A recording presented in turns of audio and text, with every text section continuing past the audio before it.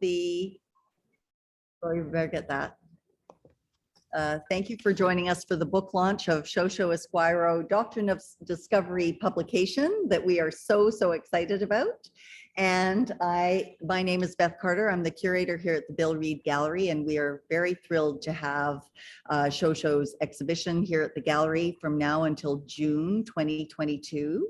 And this publication is here at the gallery for purchase, and it can also be purchased online. So I'm so pleased that so many people are able to join us tonight. And we're going to talk a little bit about the publication and share a few stories, and then I hope you'll enjoy it. To start with, I would like to acknowledge that the Bill Reed Gallery is on the unceded ancestral territories of the Squamish, the Musqueam, and the Tsleil-Waututh people. And the gallery is a gallery of Northwest Coast Indigenous art, and we are so honored to live and work on these beautiful territories in downtown Vancouver in these ancestral territories. Today, I would also like to just acknowledge the many supporters of the publication and exhibition. Of course, Susan McCullum, Sho Sho's mother, Sho Sho herself, Miranda Belarde-Lewis, Dahlia Yuen was the designer for the publication, and she did just an amazing job. And we also have contributions from Christian Allaire and Louise Profet-LeBlanc, and they really add to the stories that we're sharing in the publication. And then I'd like to thank all the Bill Reed Gallery staff and Hemlock Printers, where we got this printed. We received some funding from the Canada Council for the Arts, the BC Arts Council, the City of Vancouver, BMO, the 2000 Foundation, Rosedale on Robson, Supernaturals Modeling, which we'll talk a bit more about later, and also the Suquamish Foundation. So thank you to everybody for being so supportive of this wonderful work. So I would like to just introduce Sho Sho and Miranda, and then we will go into some chit chat. So Dr. Miranda Belarde-Lewis is an independent curator and writer who loves Native art, and she works to highlight and celebrate Native artists, their processes, and the exquisite pieces that they create. She's a citizen of the Zuni Pueblo in New Mexico and the member of the, oh, I meant to practice this, Takdentan clan of the Tlingit Nation. I apologize if I got it wrong. She works with tribal, state, federal, and international institutions to promote Native artists and their work, and has curated many wonderful shows, including this one. And she's an assistant professor and the inaugural Jill and Joe McKinstry Endowed Faculty Fellow of Native North American Indigenous Knowledge at the University of Washington's Information School. And Sho Sho Esquiro is Kaska Dena, Scottish and Cree. She combines the inspiration of traditional Indigenous textiles and the modern urban culture to create art in the medium of fashion. And profoundly inspired by her childhood in Ross River and her connection to her extended Indigenous families and communities, artist Sho Sho Esquiro's garments have been shown in Canada, New York, Paris, and many other wonderful places. So inspired by her current life in Vancouver, actually New Westminster, and her upbringing in the Yukon Territory, Esquiro melds her beautiful natural materials with alluring color palettes, flawless design, and classic silhouettes in a contemporary way.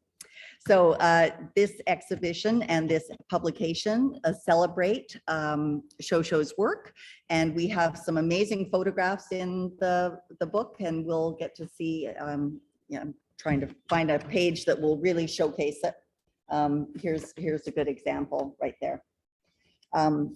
So I have a few questions to ask these two beautiful women. And the first one is, this exhibition grew out of a random meeting on the street in Santa Fe. And Miranda, maybe you can tell us a little bit about that story. Yes. Katasina kenawe. Hotsats anatita leshina. Hom tita anatin dakting tan da pom dachi anatin dawakwe. Look at tawan Suquamish da duamish awan ulat nawe se sho ema getsana. Good evening, everyone. My name is Miranda Belarde-Lewis. I'm Tlingit and Zuni. I just introduced myself to you in Zuni. I'm on the traditional territories and waters of the Duwamish and Suquamish people here in Seattle. And like Beth said about Vancouver, you know, I'm so blessed to be able to raise my family and live and work here in the Seattle area. One of the things that we've said over and over again is that this exhibition has taken quite a long time to create, and our original intent was to have a two-woman show. And Clarissa Rizal was a master weaver who passed away just as we were getting ready to open. Layers of Love was the original title of the two-woman show. And that was, you know, I think that my auntie, she was my auntie, Clarissa, would agree when we say there's no such thing as coincidence. There's no such thing as random, especially when it comes to Native peoples and Indigenous peoples. And so we happened to be walking around at Indian Market one year, me and Sho Sho, and we ran into my aunt Clarissa with her daughter-in-law, Mikiko, and her granddaughter, Violet. And we just, I mean, if you've ever been to Indian Market, if you've ever been to any kind of Native art fair, you know you're going to run into people that you know, that you are related to, that you want to have conversations with, and you just stop and talk, because who knows when you're going to run into them again. And so we just stopped and talked right there and on the corner of the plaza and in Santa Fe, and in the space of probably less than 10 or 15 minutes, right, Sho? This dream just was born. And so we started working, and we were all traveling immediately after, but somehow we got it together and we came up with a proposal for the Bill Reed Gallery, who happened to have an opening or open proposals that year, which was closing, I think, the following week. I mean, it was a ridiculous timeline, and we made it happen. And from those seeds that were planted right there in Santa Fe, it just kept on growing and growing and growing. And we obviously had to change our plan after Clarissa's untimely passing.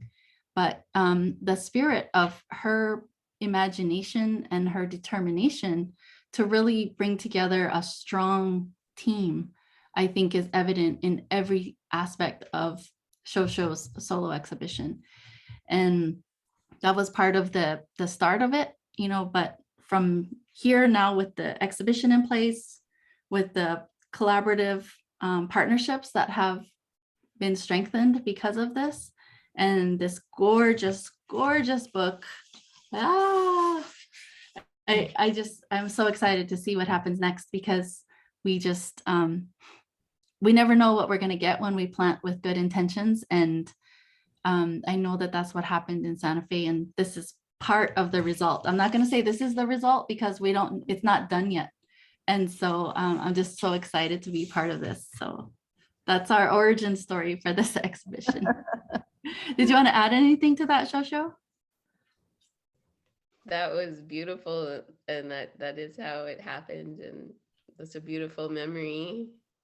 And you're right, and it is planting a seed, and just the amazing opportunity of guidance that Clarissa gave both of us. And it's a beautiful story, and I think that she would be proud. I hope that she would be proud of the show. I believe she is proud, and we have paid tribute to Clarissa in this right in the first few pages. And there's a photo of us here outside of my house when I lived in Suquamish, Washington. And we got together, and that was a crazy event too. I mean, it wasn't that long that we had together. It was maybe a couple of hours. Everybody was, again, heading in different directions, but we did figure some things out that I think are still part of your exhibition right now. And having those moments together is very precious. Definitely. Sho Sho, did you want to introduce yourself to everybody as well? Yes. My name is Sho Sho Esquiro. I'm Kaska Dena, Cree and Scottish. My Kaska name is Belelige, and I'm from Tutalini, Ross River, Yukon, and I'm Wolf Clan. And I'm incredibly honored to be here with you all, and thank you for your time and for tuning in. And this is definitely such a works of everybody contributing to it, and I'm still quite on cloud nine about it, and just honored for the opportunity and the friendships that have grown, and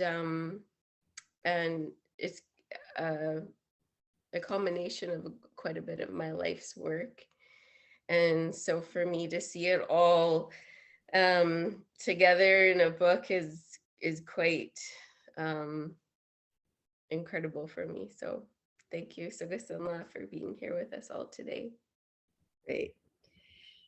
So as part of the publication, we were so pleased to have Christian Allaire, an Ojibwe writer who works for the Vogue magazine. He's from Canada originally and now in New York. He contributed a foreword for the book. And so Sho Sho, I was curious to get your thoughts about, you know, just how Indigenous art, Indigenous fashion is really starting to explode. And what are you most excited about, and how do you see yourself fitting into the Indigenous fashion scene, I guess? Well, it's so exciting because actually, like, being featured in Vogue, or just seeing a Vogue magazine, you know, being a child, like all the way up into the Yukon, like maybe at a dentist office or something, and just that being a goal of mine, a dream of mine, something in my wildest dreams. And so to see it be in the forefront right now, and to have Indigenous writers, and just to see how it's blossoming and how it's creating opportunity in space is really quite incredible. And I always believe, you know, what we're doing is we're making space for those that are going to come after us. And so it's just incredibly inspiring, from photographers to models. That's one thing I really have been blessed to have the partnership with Jolene over the years, and to have the opportunity to work with Indigenous models and photographers like Thosh Collins and Matika Wilbur, and like all these amazing Indigenous photographers. And so it's a real movement, and it's all intertwined within the arts and music. And so it's a very exciting time. And especially, my mom and I talk about this, when in her early career, there wasn't things like social media. So when you have these platforms, it's even going to reach further. So that's also exciting as well. So Miranda, I know you're a big fan of fashion, Indigenous fashion as well. So did you want to have share any of your thoughts? I'm really struck by a quote that we included in the interview in the book, because there is an interview between myself, Beth was there, and Sho Sho. And when we were asking about this placement, you know, there is this growing number of fashion designers that are really, I don't want to say breaking into the mainstream, because I don't know if that's always the goal, but there are people who are becoming more and more well known in many different circles for their artistry, for their incredible creativity, and the way that they blend native aesthetics with couture, or with streetwear. And it's really exciting to see that. And when we were asking Sho Sho about it in the interview, she said that she was reminded of Virgil Ortiz, and how he said, you know, there's enough room for everyone. There's enough room for everyone. And you can really see that in the Indigenous fashion. Everybody has their own goals. Everybody has their own hallmarks and traditions that they're drawing from, and also they're making their own brands, if you will, known to the wider public. And so it's really exciting to see so many people doing well in this space. It opens up so many different possibilities. Social media absolutely helps with that. And the power of social media is there. We can leverage it as artists and as creatives, but at the same time, it's not just surface that keeps people coming back and learning. It's really understanding the traditions that have created these art forms, that these aesthetic, artistic traditions are sometimes passed down through genealogies and have their own roots within different specific traditions of different Indigenous communities. And to see those grow side by side in awareness for folks, I think is just really beautiful. That's great. I think, I have a sense that there's a lot more focus on Indigenous fashion until recently in the US through the art fair system. And it's so great to see us growing the Indigenous Fashion Weeks here in Canada. And I think Sho Sho's exhibition is really catching people's interest and inspiring lots of people to come in and see her work and think about Indigenous fashion on the bigger scale as well. So I know we've been drawing lots of people to come to the exhibition specifically to see your work. So it's great. So moving on, this is always our favorite question. We have talked about before, but tell us again how a Native kid born and raised in the Yukon is now showing their couture on the runways of New York and Paris.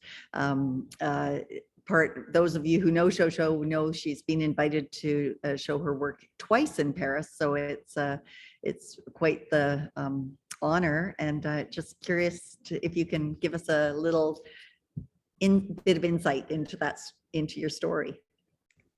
Yes. So growing up in a remote community was a real privilege, as well as having a mom as an artist. So always being encouraged, just being creative. And then seeing my mom, I remember being young and she got a contract to do some animation for Sesame Street. And as a child, like, that's incredible. And so I think that set a good example of, not putting limitations on different dreams. And then also growing up and seeing all the quality work that was being created around me, from harvesting the animal and making mitts and gloves, and like having those aunties that are always sewing. And so I knew at a very young age that is something that I wanted to do. And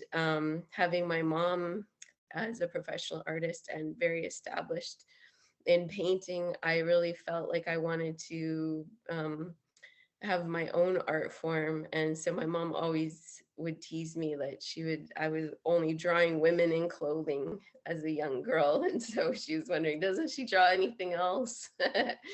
And so I think just having that opportunity to really to be in such remote places with, no TV, no cable, and I've often joke like when Barbie needed to upgrade in her clothing, and so I feel very lucky that I got the opportunity to grow up there, and then just having the leadership and the mentorship of my mom being an artist really guided me, and so I'm really thankful for that.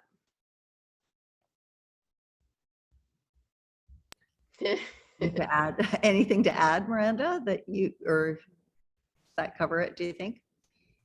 I think that's beautiful. Yeah.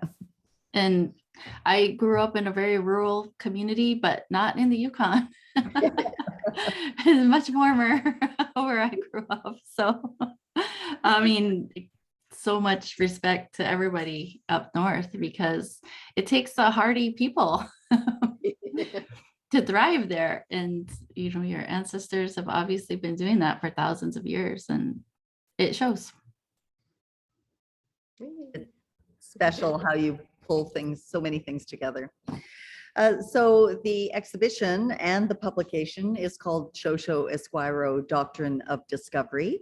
And we start off with this beautiful, powerful statement that trauma is passed down, but so is beauty. It's in our DNA. And Sho Sho said this in one of our many discussions with her. And so Sho Sho, you know, could you maybe, your exhibition does touch on some heavy topics, missing and murdered women and the abusive legacy of the Catholic Church, etc. Why did you decide to address these topics through your art form? For me, I think it's for myself as an artist, I feel very lucky that I have the platforms that I do. And I feel it's my responsibility for myself within my own art form to express myself. And I often think that I use my art almost as therapy. And I also think that, you know, it's a bit gentler when people can look at a piece and go within, and especially something such as fashion, it's unexpected. And I've gotten a lot of really positive feedback from people from like all walks of life. And a couple of our tours, the artist tours that we've done, just the reactions of how that work has touched people is the purpose that I'm doing these works, because a lot of the time it's really hard, it's really heavy work. And so just for myself, like when I'm gone, I still want the legacy of my work to be there, still there when I'm gone, as well as talk about those tough things. And a lot of what's going on right now, we're, you know, they need to be talked about. Mm-hmm. And so that's my way of bringing some of these things forward, and it's really all for a healing, not only for Indigenous people, but for Canada, for humans, and for is calling out for understanding and compassion. And these are things that are very important to me. You know, I have my niece and nephews, you know, looking at the generations that are, you know, going to be there long when I'm gone. And so, you know, if my art can touch people in a way where they can learn something, then that's really my purpose, or creating space for other artists, because some of these pieces that I do, like I remember when I first created the Pope upside down, like my stomach turned, and it, you know, it's a bit scary because you don't know about people's reactions. And so it's, you know, when you're making art, you know, from that place, you know, it could also be healing for me. So yeah. That's a great way of talking about it. I really appreciate that. And, you know, we are seeing the results of those messages coming through to people, but also people having quite strong aha moments as they look at your work here in the gallery. So and we've had a number of school groups come through as well with the same sort of impressions. So I think you're having some success there. Wonderful. To share your message. Yeah. Well, now the photography in the show, in the publication, is really gorgeous, and we worked closely with Supernaturals Modeling, which is a new company featuring all Indigenous models, and you mentioned them a bit earlier. And I know you've been friends with the founders, Jolene Mitten, and I think also Patrick Shannon, for a long time. So what was it like working with Supernaturals Modeling for the creation of these photos of your work? It must have been really wonderful to see many of your new works, because you created so many of the pieces in the show and in the publication are new works, and to see them on the models and real people for the first time. And Jolene actually sent us a short video. I'm just going to quickly show that video and then we'll talk about it. Hold on just a sec. I had this all figured out. Share screen. Sorry. Oh, there it is. And for anyone on social media, Supernaturals models have posted it on their Facebook and Instagram pages as well. Oh, good.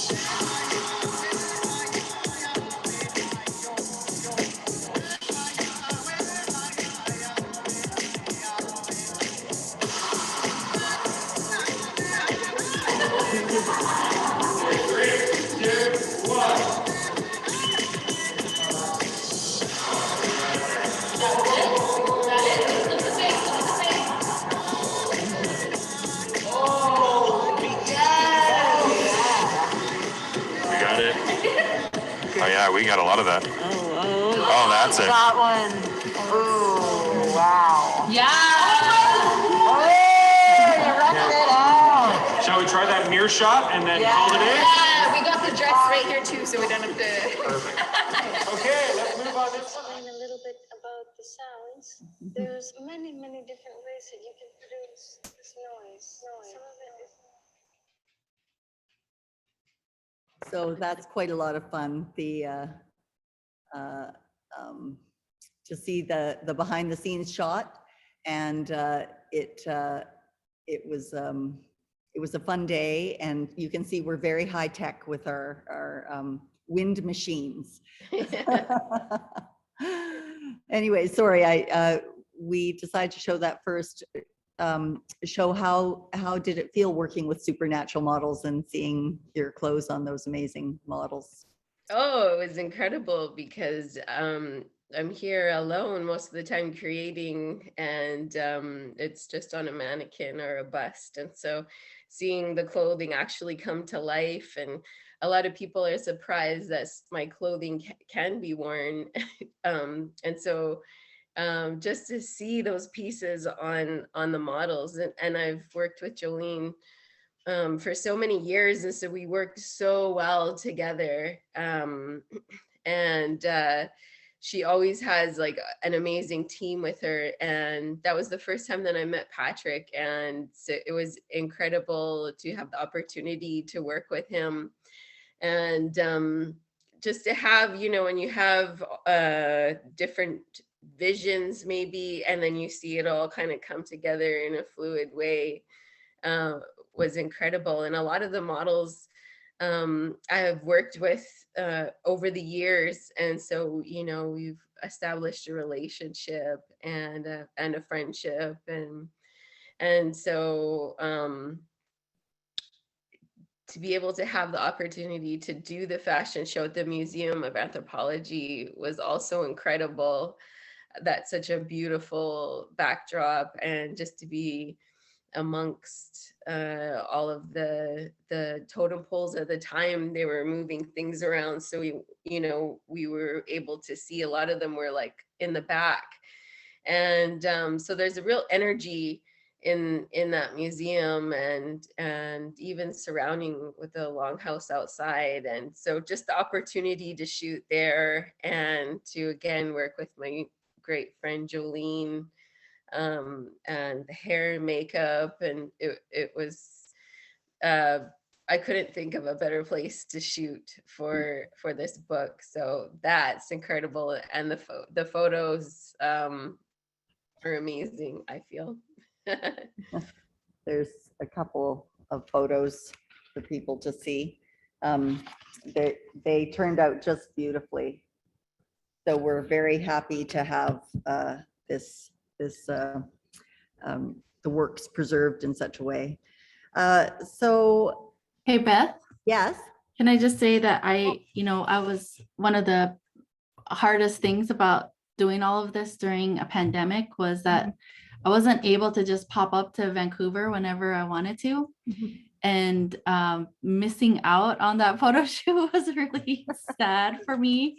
But to see, I mean, like, this is the finished photo of the finale dress from the first show on the Eiffel Tower, and to see it all come together in ways that really reflect the beauty of the MOA, of the Museum of Anthropology, as well as just to see it, on living women, and that's one of the things. This is Jolene, who is just a powerhouse of a human, and wearing the No Apologies Necessary vest and ensemble, and just thinking about how there's so much collaborative work that goes into everything. I mean, Sho Sho is the creator. Obviously, she's the fashion designer, and she has a very quiet process where she kind of like works by herself, and then has this majestic reveal for many of us. And but seeing how collaborative every other aspect of this exhibition has just been a dream, to see how Jolene and Patrick work together, and even to create that video showing the process and making it, letting us have a sense of what it's like to be there, is just really fantastic. And you can't thank Jolene and Patrick enough for their efforts, for their professionalism, and for just being on top of everything that they do, because it really added such an incredible touch to this catalog. and people should know that it's like an 8-hour process, right? To do the photo shoot. It's not just, oh, we'll just take a few photos here and there. It's a full day, long day, and the models were great. And we were just so blessed to be able to access the Museum of Anthropology grounds and inside the museum as well. It added a certain really special nature to the clothing and to the shoot as a whole. Beth, can I, before you get to the next question, can I also just say something else about the collaborative process? Yeah. Susan, Sho Sho's mom, had some really fantastic ideas for the design of not just the catalog, but also the text labels themselves.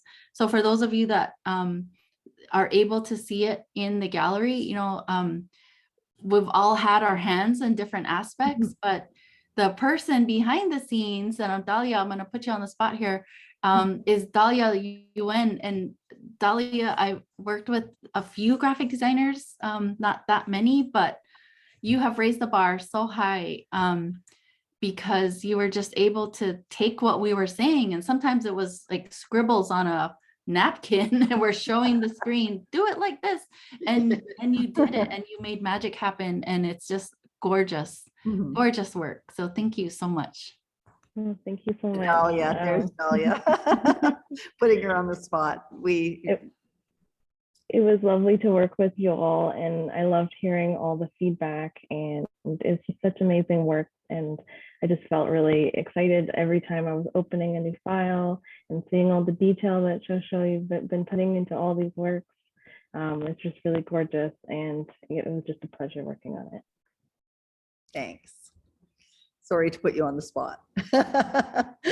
But it really is a collaboration, and Sho Sho, her mom, Susan, was such a huge part. And then we also have a couple of other people in the room.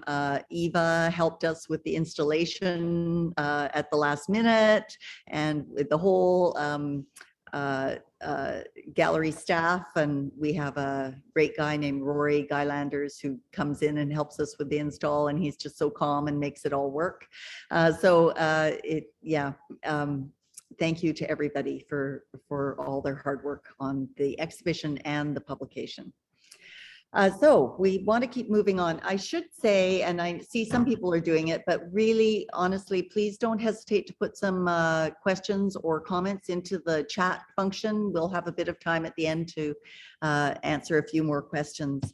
But I'd love to invite Susan is still on the screen. That's great. Susan McCallum, Sho's mom, is here with us tonight as well. And I had a question for all three of them. Sho Sho, I was curious to know what for you was the most challenging and or the most uplifting moment for you working on the collection for the show.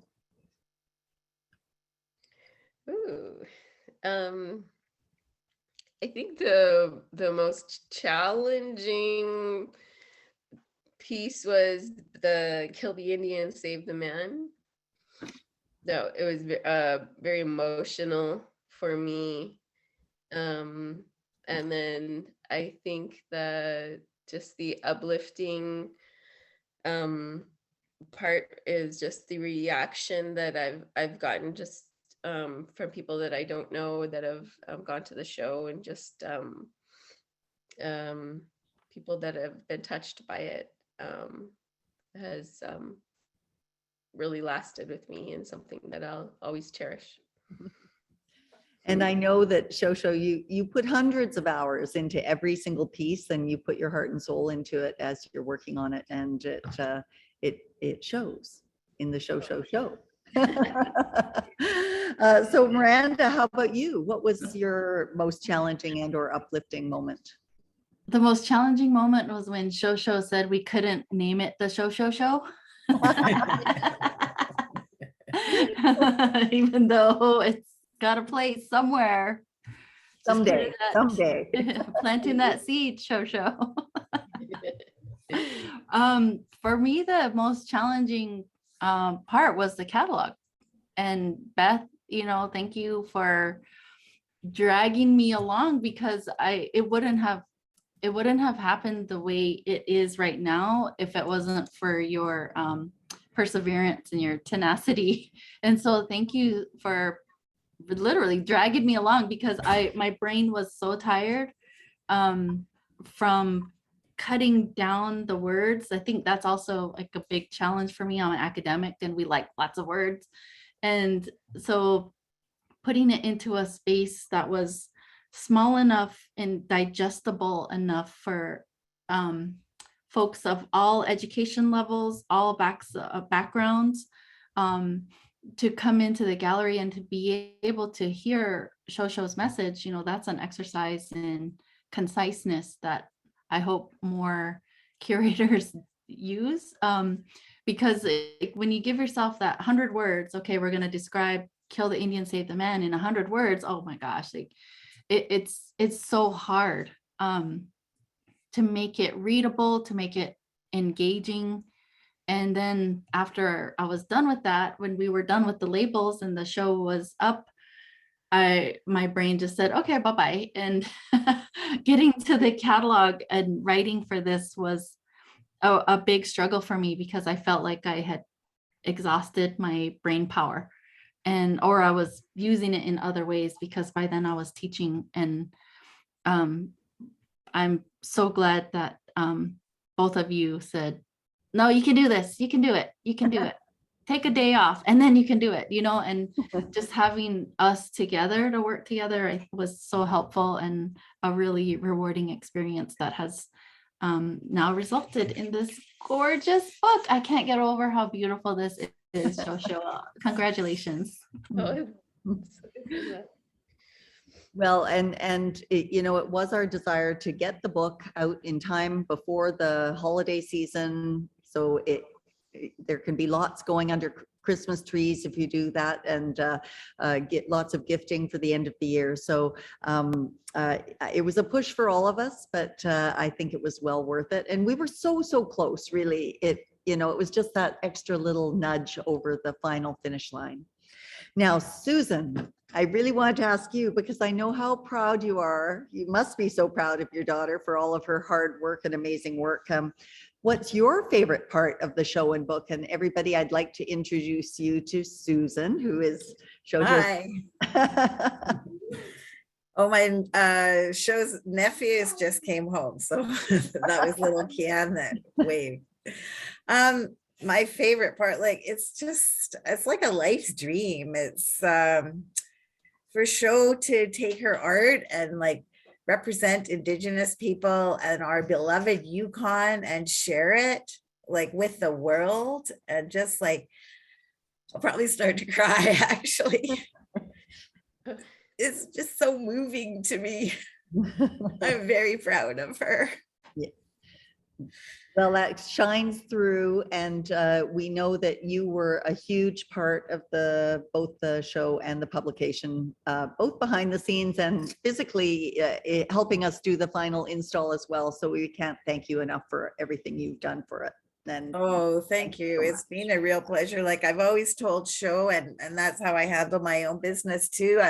I always say, build your team and grow together. And I really see Sho has done that with all her associates, like Jolene and yourself, Miranda, your aunt. Like, it's just it's a beautiful thing when somebody has a life vision and they bring other people along with them, and then they collaborate and just come up with something, because you can't do these things alone. And when you look and you see all the people that Sho's thanked, like, it's just like, it's relatives, it's aunties, it's friends, it's family, it's grandparents, it's espresso. Like, she had a lot of support there. fantastic. And she uses it to the utmost, and with immense gratitude, I might add. Thank you. Okay, thank you. I got to mute myself now. I hear the kids in the background. Okay. So everybody, I hope everyone will get a chance to see the book and see the show, and we're all going to hold the books up in front of us. So it's a wonderfully complex and compelling exhibition, and the book adds even more. We have Miranda's beautiful writing. We have Christian's introduction. We have a welcome from Louise Prophet LeBlanc. We have this fantastic visiting conversation between Miranda and Sho Sho, and we have, of course, the fantastic photos. So in closing, Sho Sho, what do you want people to know about your artwork? What's the final thing you'd like to say? I said I was going to get through this without crying, and then this. I'm sorry, I always ask you that. Oh, golly. Oh, goodness. I think that I mentioned this before, but that we're all connected and we're all human, and that's probably the overall message of this. And certain pieces throughout the collection, such as like, you don't have to learn, you just have to remember, is like a welcome home to displaced members of our community. And so it's really dear to my heart, and a lot of people made this happen. And I know Miranda always teases me that I'm very private, and so it took a lot of trust from you too, and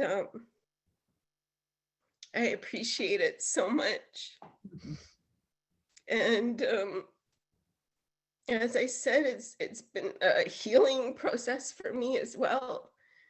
And now that there's something that you can hold or own, it's like a piece of me. And I remember the opening that I had an interview, and he said, "How does it feel?" And I said, "It's like I've been carrying around a bunch of rocks and I'm setting them out." And so, yeah, I just invite people to check out the book and to share it, because that's, what we're doing, it's a piece of us all that has been evolved. Miranda and Beth and Dalia and my mom, and my best friend Rachel is very involved in the process with me, and she's really helped me. And I have lifelong friends. I see Sherry and my namesake here watching, Katina, and so all these people, all these wonderful people in my life have impacted me in really positive ways. And a lot of people have passed on, and I really still carry that, the healing message that, my grandparents and my aunties, my uncles that have passed on. And it's definitely a life's work, and to be able to actually like hold it in my hand and know how many people contributed to it. Thank you, Sagasanla. So I guess we have a couple of minutes for any questions in the audience. If you'd like to put them into the chat, now would be the time. There's a number of people putting messages into the chat, Sho Sho, just to say thank you and congratulations. Suzette says, "You're so incredible with immense talent and vision," with lots of hearts next to it. And Eva says, "Congratulations to all of you." Heather Clark says, "Indeed, it's an amazing show and a beautiful book, and thanks to all who made it happen." Sherry says, "We love you." Debbie says, "This was a beautiful event. Thank you. I first saw some of your pieces in your mom's living room about 20 years ago. How great to see how your love for each other and your inspiration from each other has created such amazing work." And Michelle says, "Wali Kamolich." Thank you very much. I'm sorry, Michelle, that I didn't pronounce it very well. So if anybody has, it seems nobody has any questions. So I'm just going to wrap it up and say thank you so much to everyone for joining in this evening. The publication is available through the Bill Reid Gallery shop, both in person and online, so you can access it there. If you come in person, you get to see the show as well, so I hope you'll do that. The show will continue here at the Bill Reid Gallery until June 5th of 2022, so it's a while yet, but time flies by. We will be having several more programs, talks, and events through the spring. So please, hopefully in person, please keep an eye on the Bill Reid Gallery website or sign up for our newsletter or our social media. And there is lots of room for social distancing here at the gallery. So I do invite you to come in person when you get a chance. Thank you all for joining in, and enjoy the rest of your evening. Really appreciate you coming, and I'll leave it with Sho. Thank you to all of you. Thank you. Thank you for everybody for tuning in. Sagasanla. Thanks. Congratulations again, Sho Sho. Thank you. Congratulations to you too, all of you. This is a teamwork.